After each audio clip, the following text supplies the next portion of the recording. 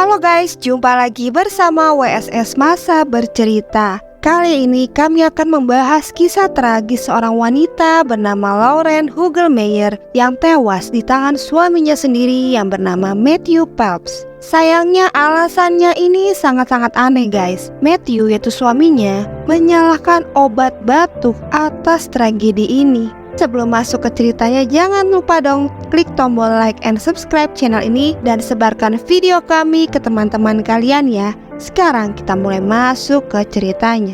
Lauren Hugelmeyer atau dikenal sebagai sosok yang penuh dengan semangat dan memiliki senyum yang menawan lahir pada tanggal 9 Juni 1988 di Los Angeles County, California.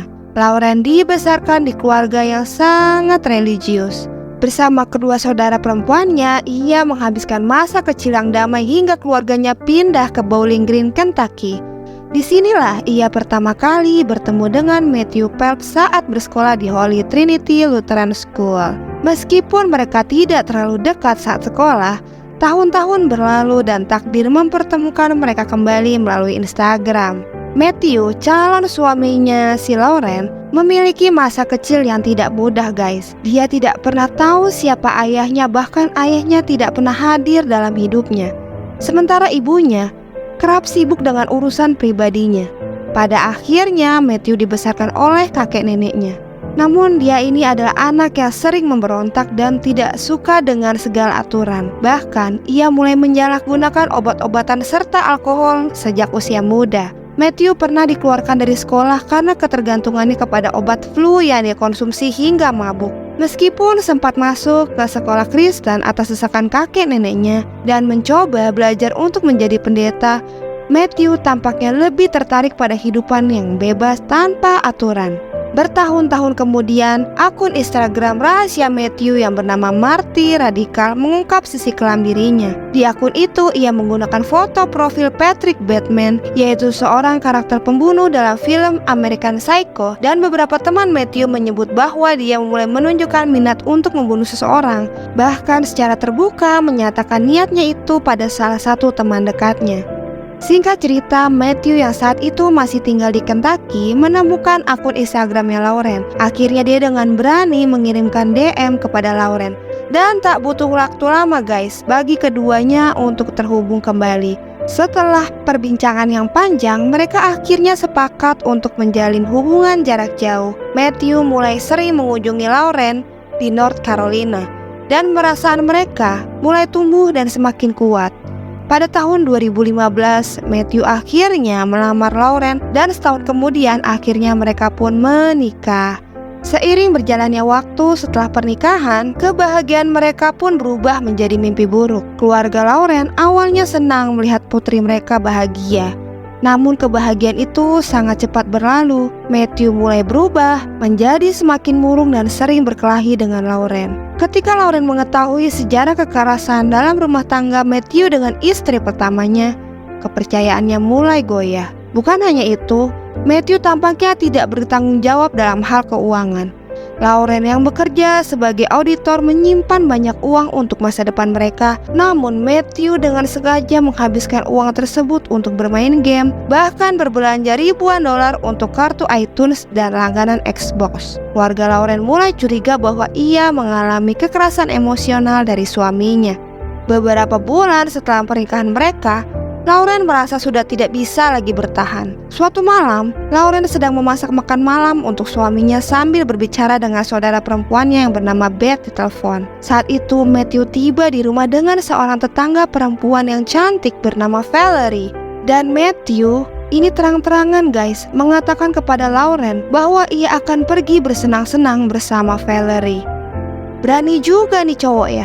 Matthew pun mengirimkan pesan kepada Lauren malam itu. Makan malam saja tanpa aku terlalu bersenang-senang dengan Valerie. Pesan dari Matthew itu sangat menghancurkan hati Lauren guys. Di malam itu Lauren mengaku pada Beth bahwa ia tidak bisa bertahan lagi dan berencana untuk meninggalkan Matthew. Singkat cerita, pada dini hari tanggal 1 September 2017, Matthew menelpon 911 dan menceritakan bahwa ia bermimpi telah menghabisi istrinya.